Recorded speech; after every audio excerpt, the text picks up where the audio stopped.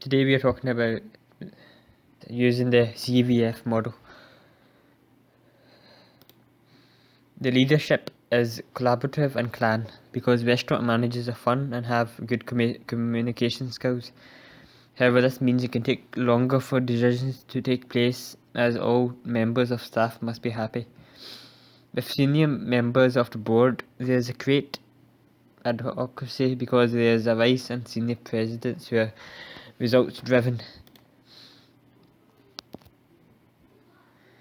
They are also active and involved in the organisation.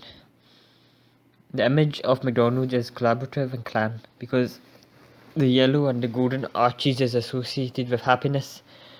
It is a fun logo to attract the customers, and it is integrated into their menus and restaurants. The artifacts and web pages is great ad hoc because easy to use website. It is simply laid out and can be used by any age. It is expertise because it has information about all products and people can refer to the website. It is professional and no spelling or grammar errors. People are clan because fun and nurturing, but they're also competitive because they work towards making the branch the best. The policies are control hierarchy because it's about safety of the staff and customers, the procedures that need to be followed, and that is ad hoc because it is professional. This is important in McDonald's because it needs some safety procedures in place because it has staff and customers to think about. Back to the labels, stories and symbols of McDonald's. It is a fun logo for happiness and it is results orientated. The results being brand awareness and people stick up to it and they recognise the logo. Planned interventions. Within the McDonald's culture, many levels of interventions take place. For managers, there are formal group meetings to discuss potential new strategies within the store and or any changes that may happen on how the store operates. Employees are then informed of any changes made. With this style of hierarchical intervention, organised team training takes place for employees which they know what has to be completed and within a specific time frame. Another thing which McDonald's does as part of intervention is charity work. McDonald's as a company partakes in many charitable events throughout the year, but the biggest is Ronald McDonald House Charity.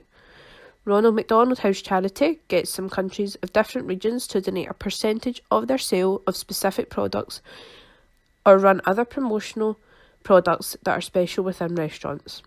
In 2019, McDonald's as a franchise and as a customer base donated over £125 million to Ronald McDonald House Charity, which then resulted in approximately 1.6 million overnight stays for the Ronald McDonald House Charity families across the globe.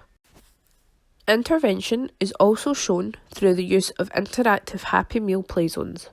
This was originally set up through McDonald's in 2012 when 150 zones were placed into the United Kingdom. This was used as a way to encourage children, whilst eating in a restaurant, that they can be active and adventurous. Using infrared technology, characters and images were projected to make a more interactive experience. Since then, a development was made that offline retailers brought in their own digital technology to the stores to bring new developments and features but originated from the McDonald's franchise. As well as these meetings, McDonald's as a franchise have competition-style events that run in each McDonald's store. Just like a mystery shopper, McDonald's hire an outside source that attends each McDonald's store to test them on quality, control, time, taste and customer professionalism. Through this, each McDonald's restaurant, as a franchise, they compete with one another in order to reach the same goals and targets.